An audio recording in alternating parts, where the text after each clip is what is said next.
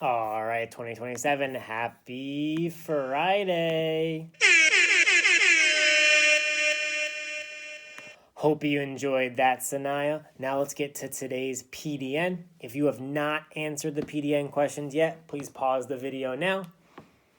If you have answered the PDN questions already, let's take a look. Some of you might have recognized these PDN questions from questions we've seen before. This was a test kind of to see what you might remember over the last couple of days that you haven't been with me in school to make sure you know exactly what the rules are moving forward.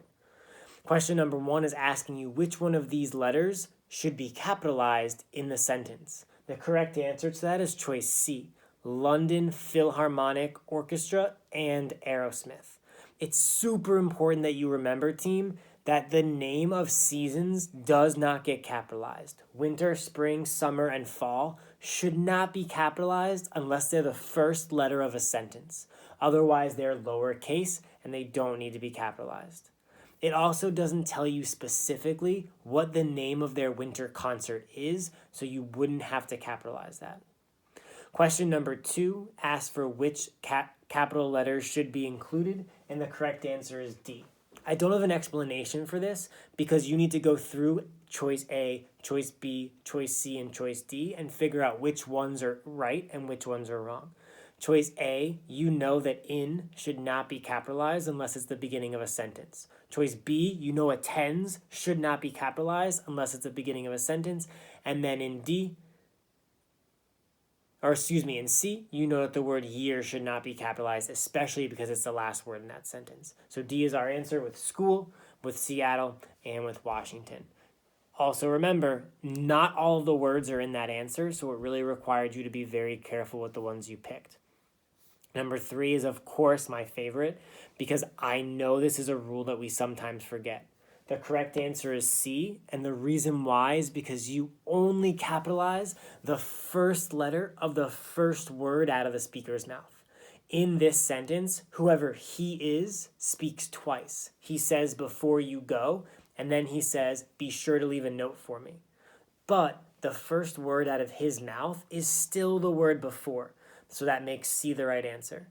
Last time we answered this question, a lot of people chose A before and B because they thought that you're supposed to capitalize the first letter both times.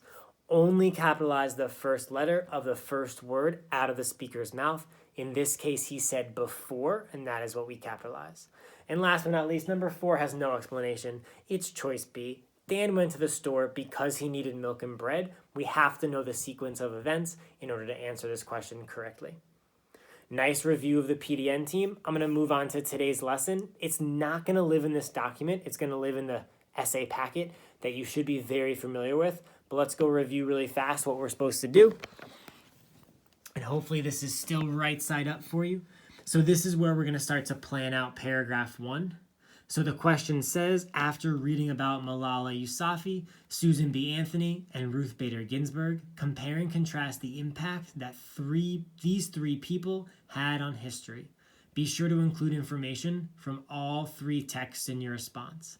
Today, you're just going to plan out paragraph 1, the claim, 2 pieces of evidence, 2 reasons, and a therefore sentence, and then you are done and you may go on to the other lessons, or if you're done with those, you can continue your weekend. So really fast, I'm going to show you if you're on the Google page just like this. You've already clicked on Literacy 1.5. You should click on the essay packet right here. And a new one should be created for you. If you notice, here is our writing prompt right here. The same 3 people we need to talk about. So you know we're only going to talk about 2 at a time. Then when I scroll down, you know what this looks like and you know how to do this. You'll notice that I was actually super nice to you today and I included the names of all of these sentences. I don't do that when we move throughout the rest of the paragraph, so be very careful. You are just going to plan paragraph 1 today. You're going to tell me how 2 of these people are similar.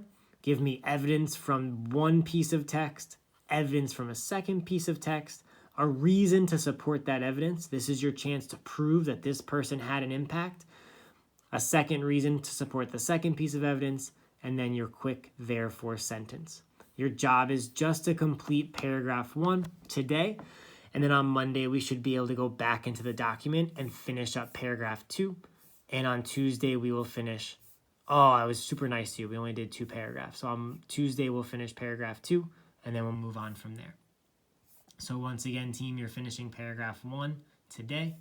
You're going to compare the 2 people in these texts. Then you're going to move on to paragraph 2 on Tuesday. Hope you have a great rest of your day. Finish up strong, and I will see you on Monday with brand new videos and brand new lessons. See ya!